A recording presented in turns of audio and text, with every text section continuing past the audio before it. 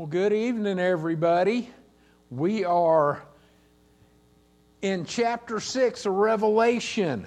We are in unsealing of the seals. Now, we've been talking about, we've been in Revelation. This is the 6th lesson. We've made it to chapter 6. Now, this was written to the 7 churches in Asia.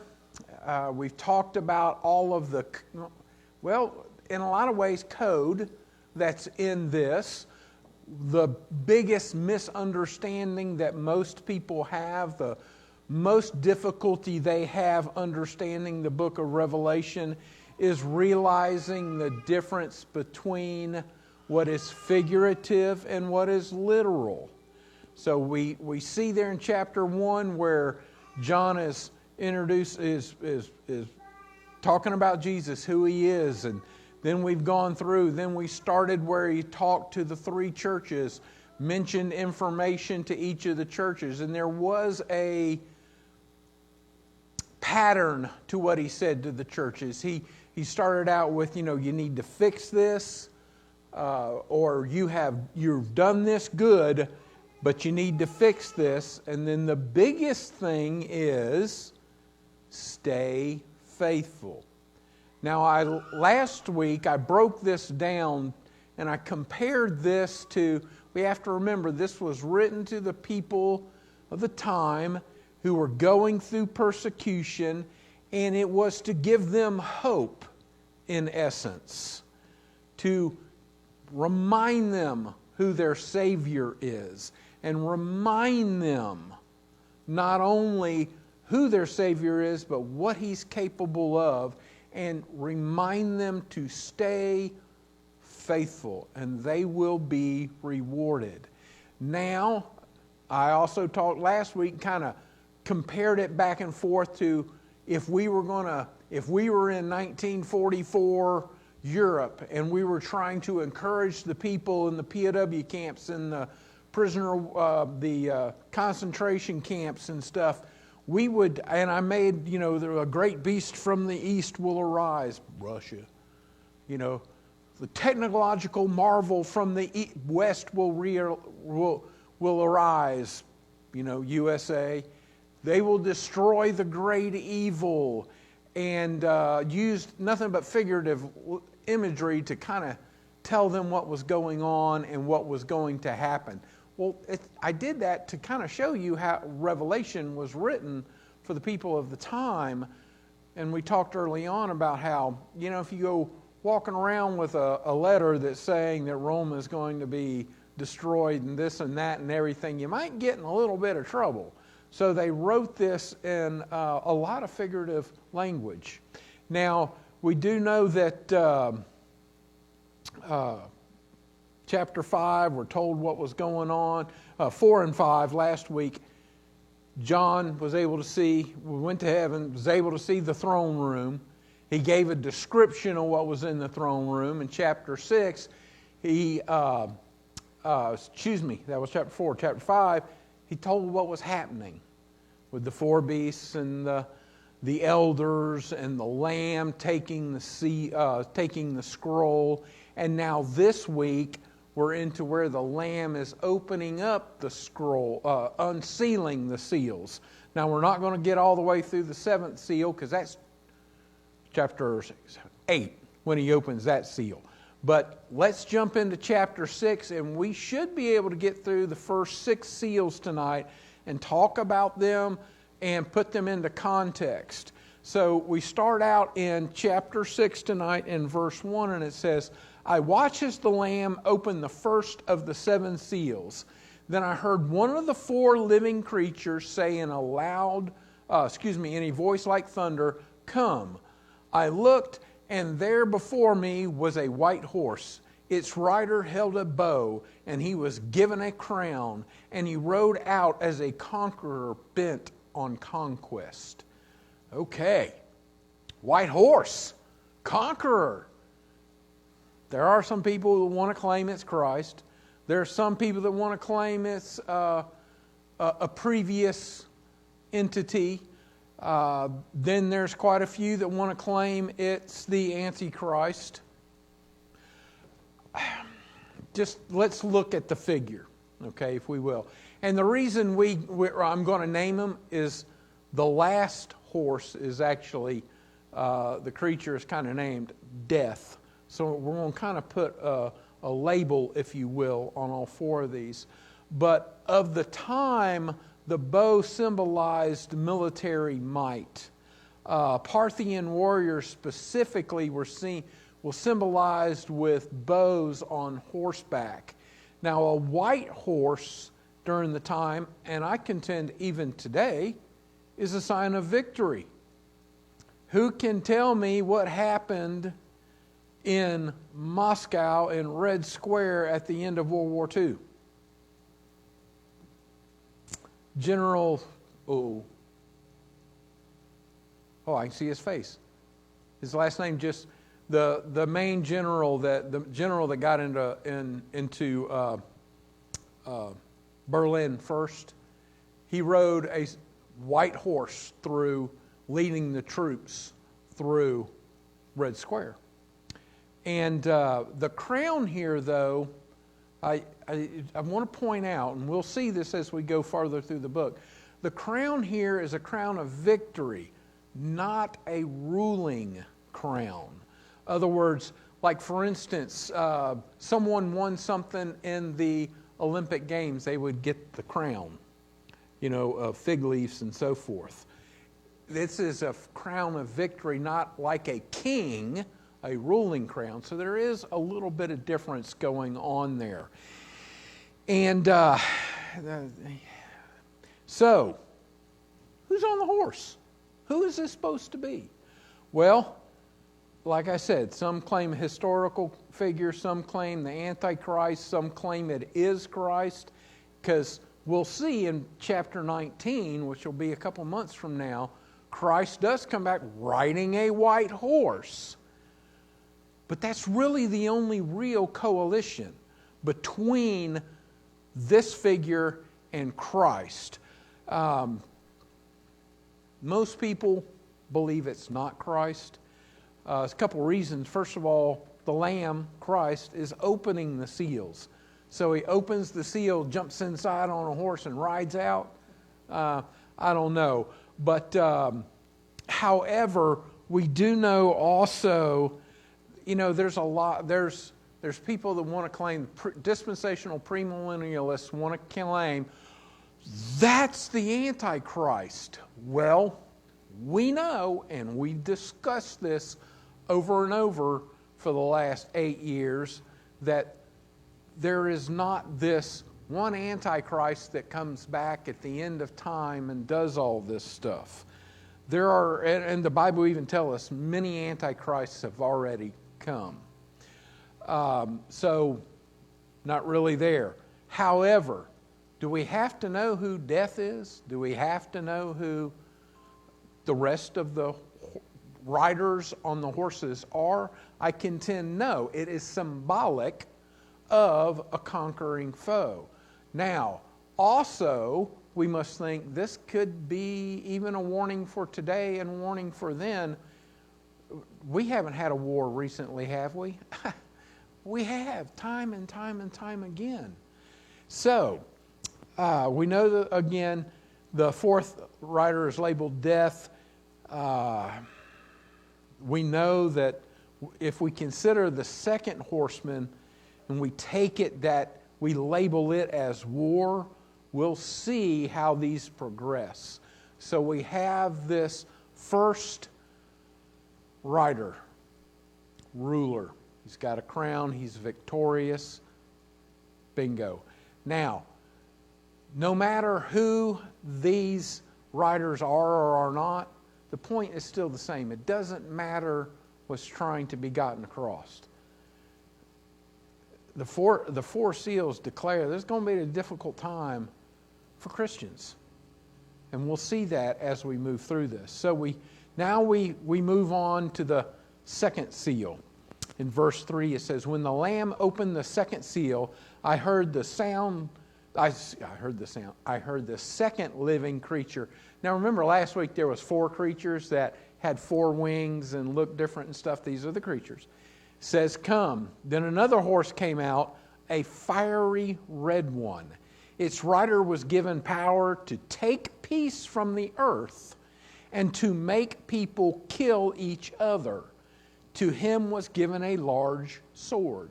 Sounds kind of like war, doesn't it? Taking away peace, the ability to make people kill each other, was given a large sword, so forth.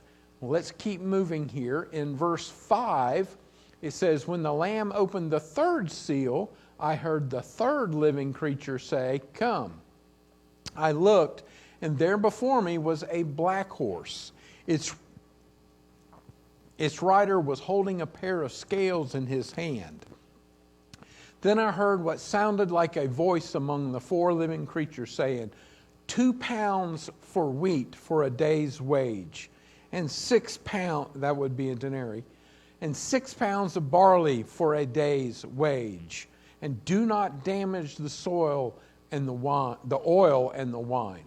Okay, so we had a conqueror come in, and war followed.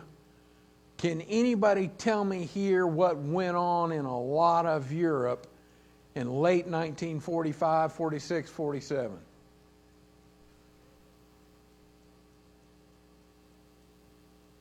A lot of people looking for food. A lot of people trying to rebuild. A lot of... Think about trying to survive. Well, the same could be said for Japan as well. And the same could be said for the economic situation in Germany after World War I. That led to another world war. And, even today, is there a time when that it's common for people to wear black? I have a black suit for funerals, for grief, I'm sorry, weddings. Oh, Bob. Woo! I was told to wear a black suit. Well, I didn't. I had black pants. I had a white jacket, technically, but a lot of black tuxedos are at weddings. Glad Edith is more than an arm's length away from you there. But it does, though. Black does, even today, kind of represents grief and mourning. In Jeremiah and Lamentations, black is also associated with a lack of food. So, we have a conqueror, someone that's going to win. We have war. And now we have the aftermath of war, which is not very good. And we see what he was saying there, talking about the scales of justice. Some people claim that, but the immediate text would not necessarily, if it's the scales of justice, why is it talking about food, which was barley? Right? Barley was the least of the least. That's generally what they fed animals. And humans only ate it when there was nothing else. And it took working all day long to get enough wheat to feed one person. What if you had a family? What if you had children? What if you had parents?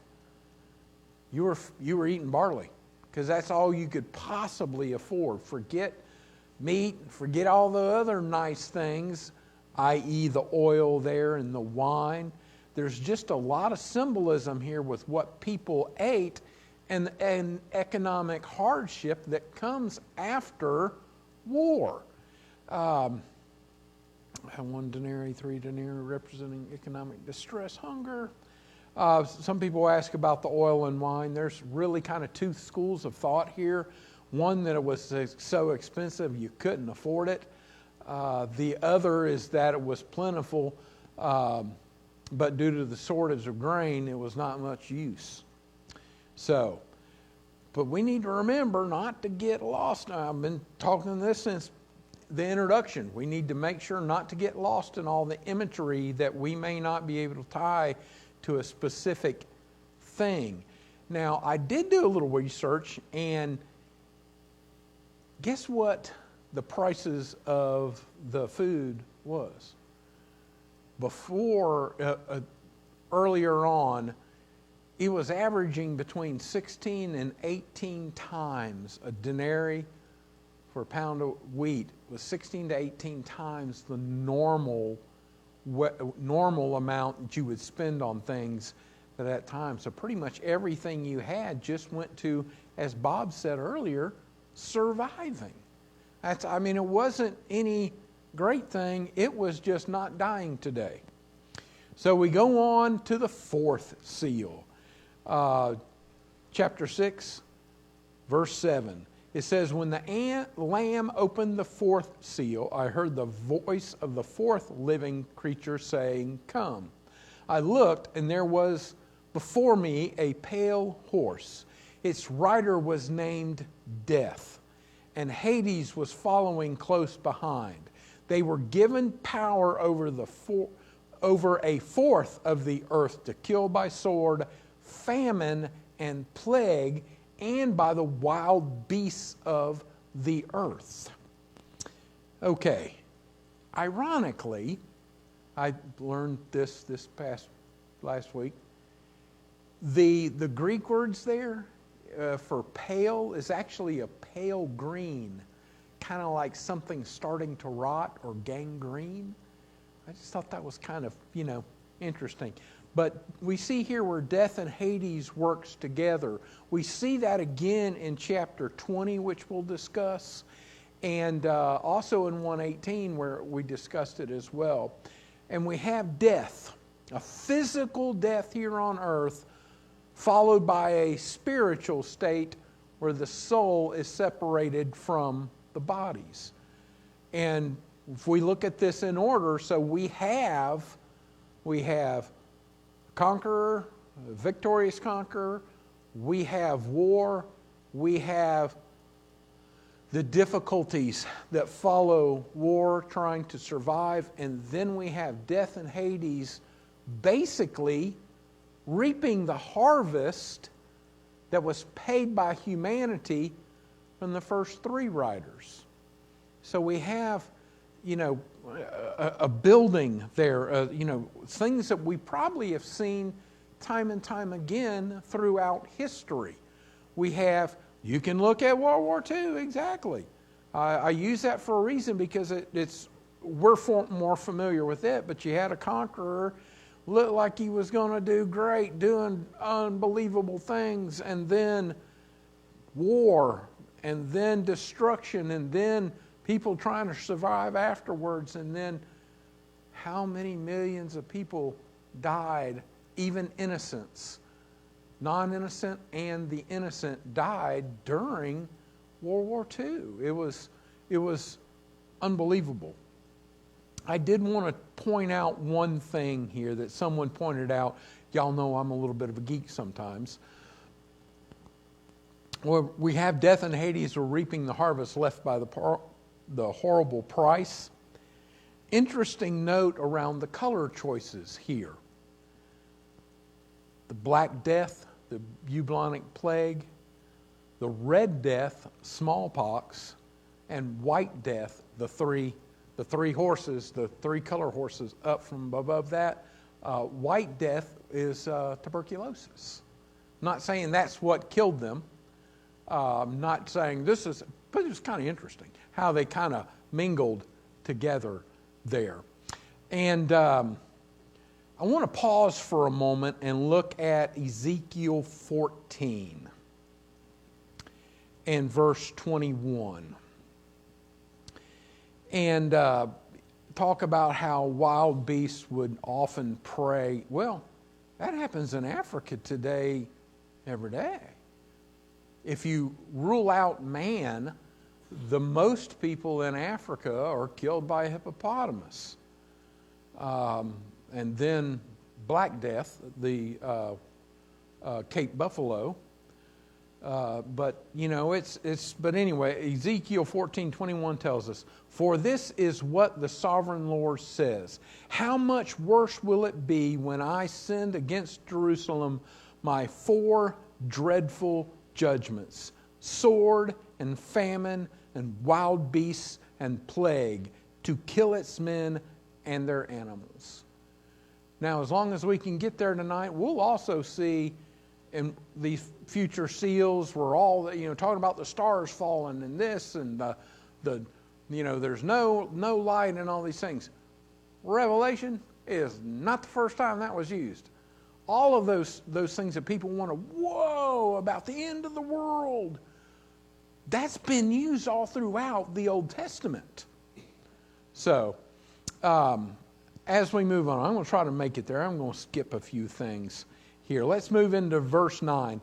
When he opened the fifth seal, I saw under the altar the souls of those who had been slain because of the word of God and the testimony they had maintained.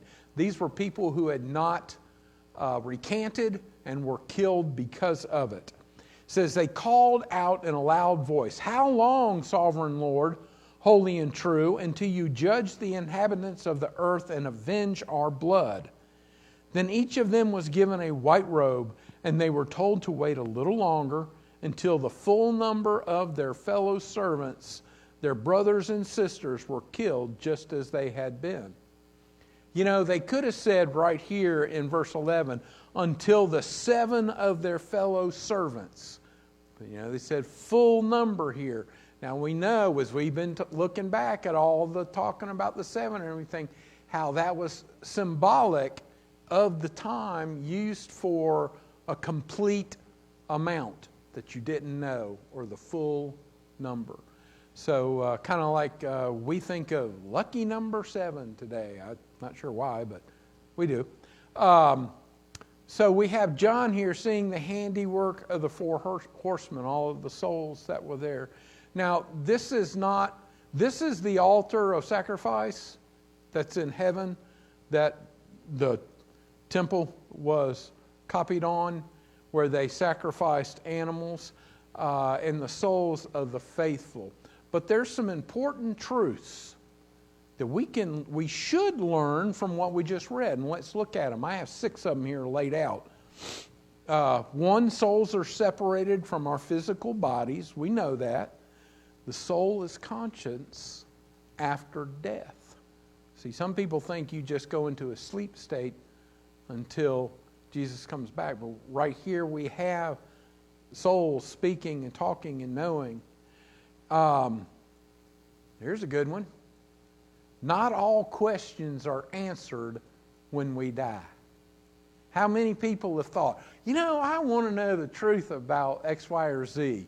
Well, maybe when I get to heaven, I'll know who killed Kennedy. I've always said, you know what?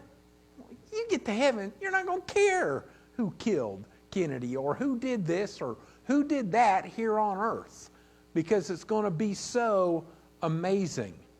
And then we also have the 4th point I want to point out, the righteous are rewarded to a degree after death, given a white robe. There is rest for those souls who wait the final judgment. Other words, it says wait a little while longer.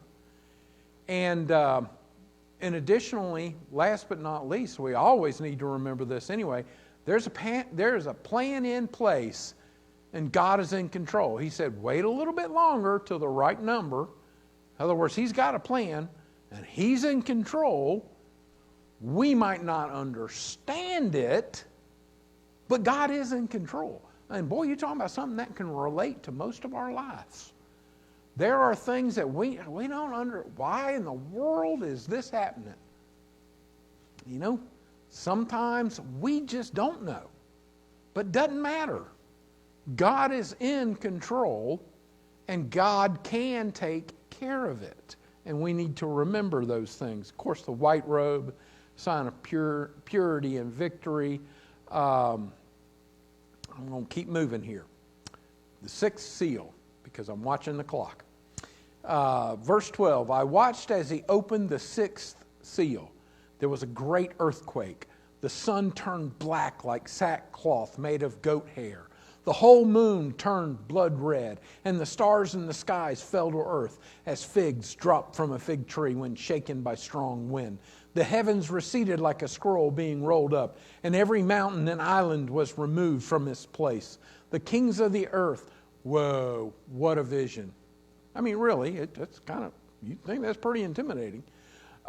Verse 15, then the kings of the earth, the princes, the generals, the rich, the mighty, and everyone else, both slave and free, hid in the caves among the rocks of the mountains. They called to the mountains and to the rocks, notice not to God, fall on us and hide us from the face of him who sits on the throne and from the wrath of the Lamb. For the great day of their wrath has come, and who can withstand it?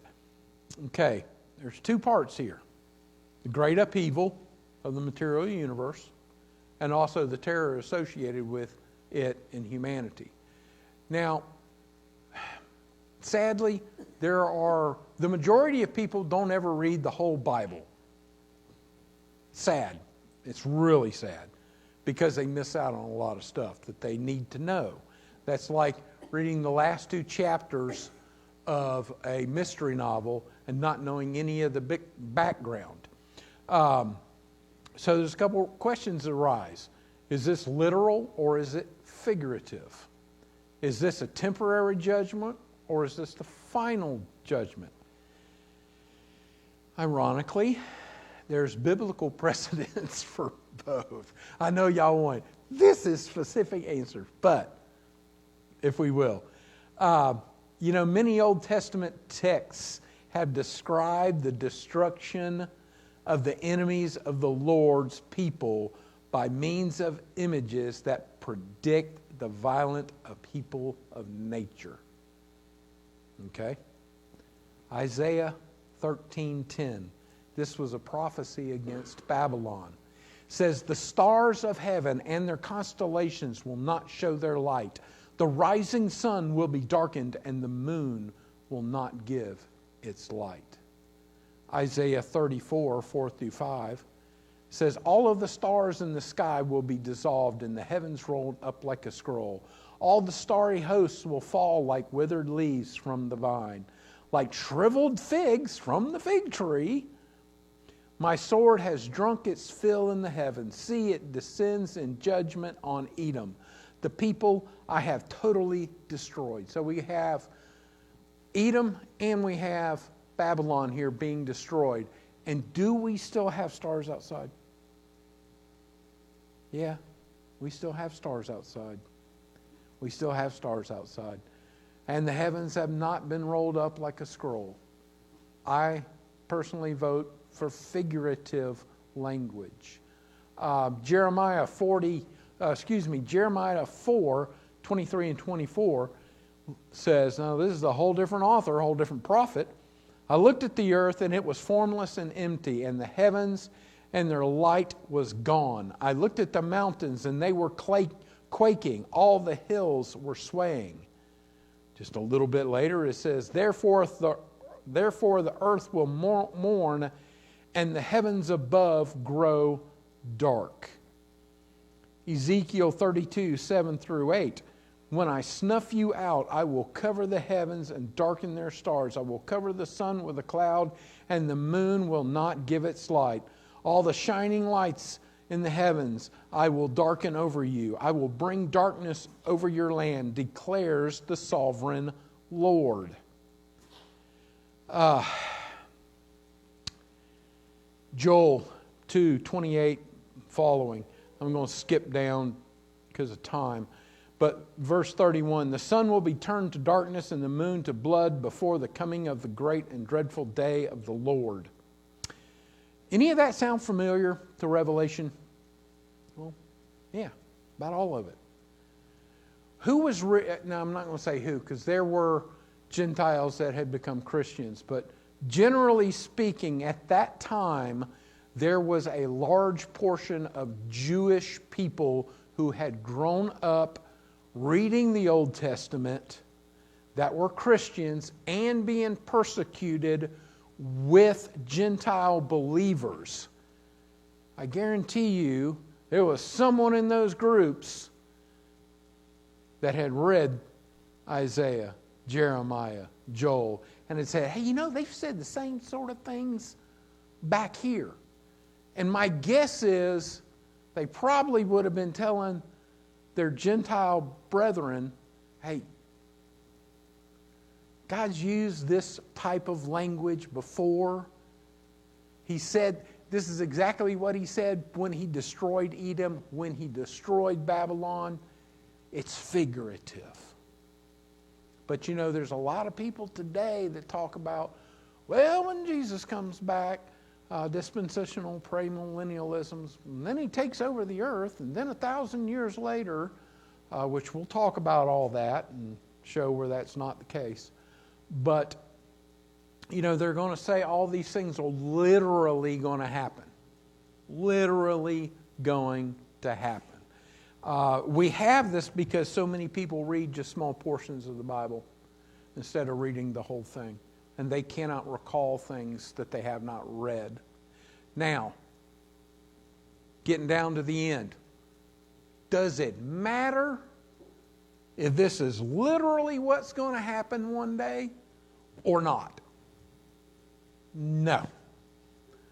It does not. And here is why. What was the purpose of the book of Revelation? To give the people being persecuted hope and understanding and reminding them who their Savior was. Basically, it was a letter saying, I know it looks bad. I've got it under control. But it'll get better. Don't worry. Even if you die here on earth, before I come back, you will be rewarded. So stay faithful. He was talking to people being persecuted. It's going to get bad. Stay faithful. I'm here. All the way through the book. Every bit of that. We really saw that in chapter 1 and chapter 2. But especially now. You know, there are people that like to argue over semantics or argue over, well, y'all know my favorite example, Jephthah's daughter. It doesn't matter if Jephthah killed his daughter or she lived a life as a virgin in the temple, which very good possibility she did. We don't know. But it doesn't change the warning, what the story was about.